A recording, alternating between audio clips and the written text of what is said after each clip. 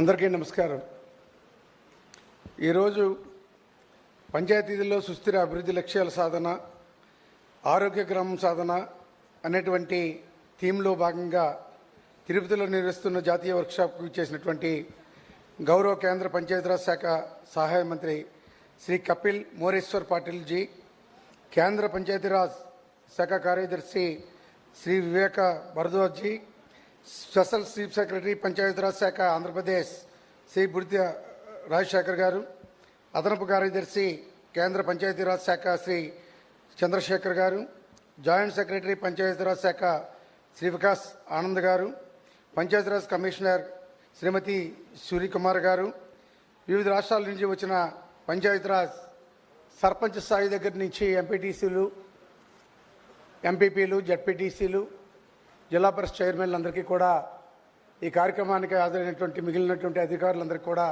పాత్రికేయ సోదరులకు కూడా నా హృదయపూర్వక నమస్కారాలు తెలియజేస్తూ ఉన్నా. మరి ఈరోజు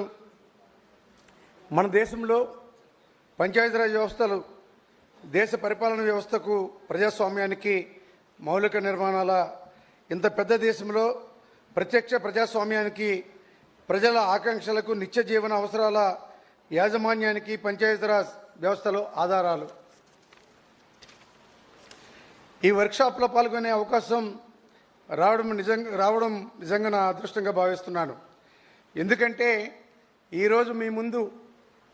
ఆంధ్రప్రదేశ్ పంచాయతీరాజ్ శాఖ మంత్రిగా మాట్లాడుతున్నానంటే నా రాజకీయ ప్రస్థానం గ్రామ పంచాయతీ నుంచే మొదలైందనేటువంటి విషయాన్ని మీ ముందు ఉంచుతూ ఉన్నా. ఒక చిన్న గ్రామం, 1500 జనాభా కలిగినటువంటి గ్రామ పంచాయతీకి చిన్న పదవైనటువంటి వార్డు మెంబర్ దగ్గర నుంచి ఆ గ్రామ ఉప సర్పంచ్గా నా రాజకీయ ప్రస్థానం మొదలుపెట్టి గ్రామ పంచాయతీని ఏ విధంగా అభివృద్ధి చేసుకోవాలి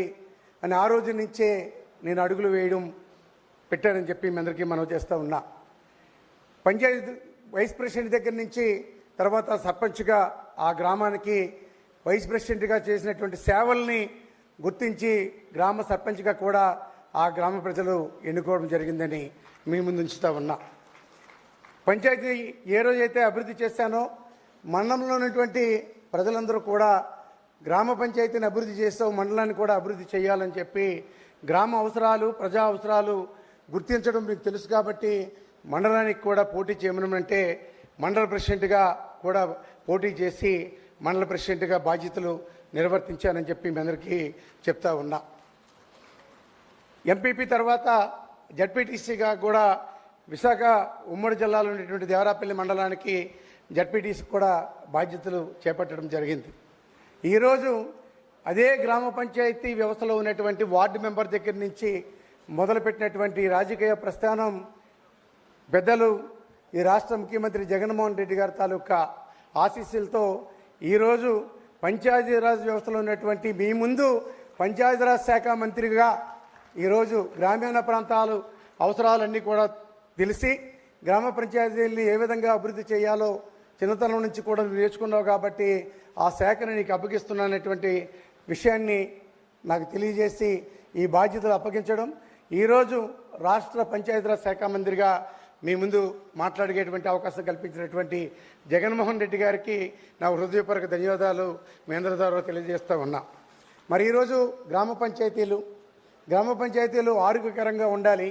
ఆ రోజే గ్రామ పంచాయతీ తాలూకా వ్యవస్థ మెరుగైనటువంటి ఫలితాలని సాధించగలుగుతుందనేటువంటి విషయాన్ని ముందుగా మాట్లాడినటువంటి భక్తులందరూ కూడా వివరంగా కూడా కేంద్ర రాష్ట్ర ప్రభుత్వాల నుంచి గ్రామ పంచాయతీల్లో జరుగుతున్నటువంటి అనేకమైనటువంటి కార్యక్రమాలు స్పష్టంగానే తెలియజేశారు. ఈరోజు మన గ్రామ పంచాయతీలు ఆరోగ్యంగా ఉండాలి అని అంటే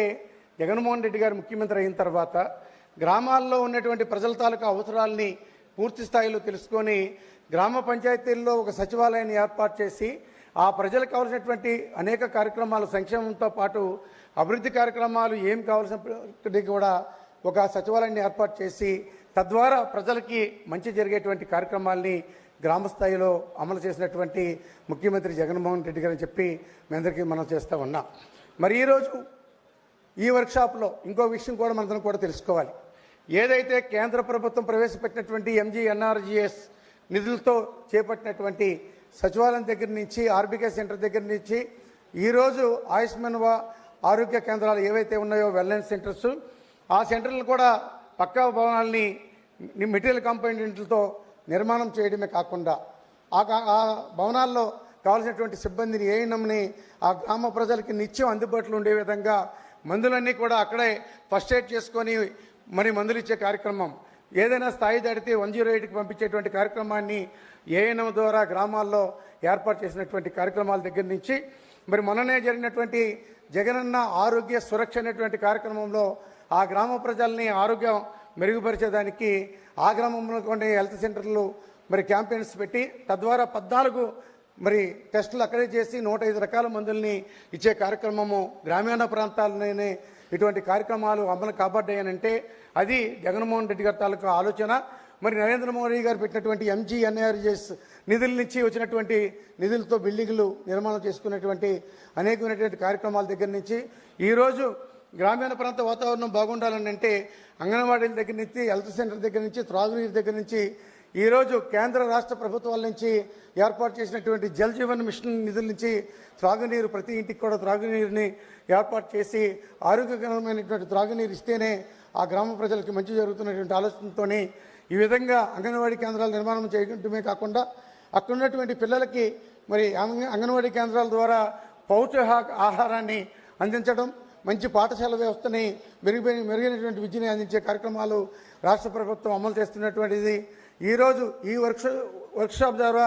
మీ అందరికీ తెలియజేసేది ఒకటే, అందరూ కూడా గౌరవ ప్రజాప్రతినిధులు మన గ్రామాల్లో మనం చేసేటువంటి కార్యక్రమాలన్నీ కూడా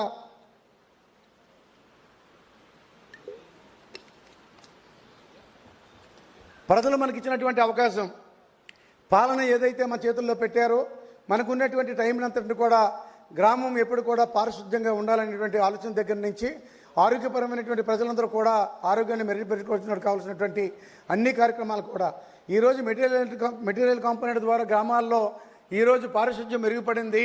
మంచి డ్రైనేజ్ వ్యవస్థ వచ్చిందని అంటే ఎంజీఎన్ఆర్జీఎస్ నిధుల నుంచి సీసీ డ్రైన్ల దగ్గర నుంచి సిమెంట్ రోడ్లు మరి గ్రామానికి అనుసంధానం చేసేటువంటి మెటీరియల్ కాంపోనెంట్తో నిర్మాణం చేస్తున్నటువంటి కన్వర్జెన్స్ గ్రాంట్ నుంచి ఏర్పాటు చేసినటువంటి తార్ రోడ్లు, అలాగే మెయిన్ విలేజ్ దగ్గర నుంచి మరి హ్యామ్లెట్ విలేజ్ ఏదైతే ఉందో హ్యామ్లెట్లకు వేసినటువంటి తార్ రోడ్లు, ఈ విధంగా గ్రామీణ ప్రాంతాలు ఈరోజు మెరుగైనటువంటి ఫలితాల్ని సాధించగలుగుతుందనంటే కేంద్ర రాష్ట్ర ప్రభుత్వాలు ఉమ్మడిగా సమన్వయంతో విడుదల చేసినటువంటి నిధులతో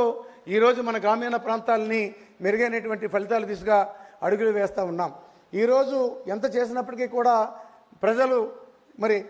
ఇబ్బంది పడకుండా ఉండాలనంటే, పారిశుధ్యం గ్రామాల్లో మెరుగుపడాలనంటే మంత్రి గారికి విజ్ఞప్తి చేస్తూ ఉన్నా. ఏదైతే మరి ప్రధానమంత్రి గారికి ఈ విషయాన్ని రాష్ట్ర ప్రభుత్వం ద్వారా మా విజ్ఞప్తిని కూడా తెలియజేయాలి. గ్రామీణ ప్రాంతాల్లో పారిశుధ్యం మెరుగుపడాలని అంటే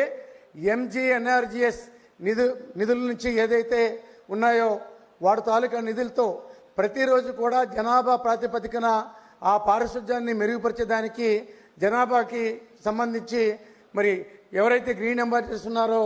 వాళ్ళని ప్రతిరోజు కూడా దినసరి కూలిని ఇచ్చే విధంగా కూడా పారిశుధ్యాన్ని మెరుగుపరచుకోవడానికి మరి గ్రామ పంచాయతీల తాలూకా ఏదైతే జనాభా ప్రాతిపదిక ఉందో దానికి ప్రత్యేకించి ఇప్పుడైతే ఎంజీఎన్ఆర్జీఎస్ చట్టపరంగా ఉన్నటువంటి నిధులు వెచ్చించడానికి లేదు, కానీ ప్రత్యేక చర్యలు చేపట్టమని చెప్పి గౌరవ ప్రధానమంత్రి గారికి మరి మంత్రి గారి ద్వారా తెలియజేయాలని చెప్పి తప్పనిసరిగా ఈ కార్యక్రమాన్ని రేపు ఏప్రిల్ నుంచి కూడా అమలు చేసే విధంగా ఆ కార్యక్రమాన్ని బాధ్యతగా తీసుకోవాలని చెప్పి మరి మంత్రి గారి ద్వారా మరి మోడీ గారికి విజ్ఞప్తి చేస్తూ మరి ఈరోజు మీ అందరితో ఈ వర్క్షాప్లో పాల్గొనేటువంటి అవకాశం కల్పించినటువంటి మీ అందరికీ కూడా హృదయపూర్వక ధన్యవాదాలు తెలియజేసుకుంటూ సెలవు తీసుకుంటా ఉన్నా.